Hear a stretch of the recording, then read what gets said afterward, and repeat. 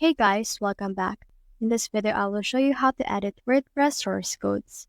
Let's get started. In order to do that, you have two methods to do it. So the first method is to use or edit it using the WordPress file editor. So from in there, head over and scroll down until you can see in here the option for appearance. Under this, you can see this theme file editor. So head over and click on it.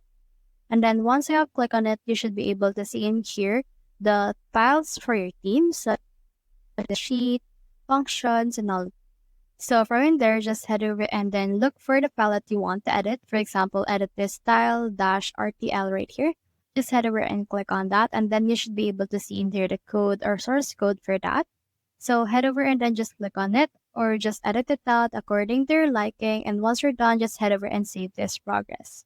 Another method that you can do is you can head over to a new tab, and you can integrate a PTP or FTP client for this. So I recommend to use FileZilla right here, or you can also use cPanel.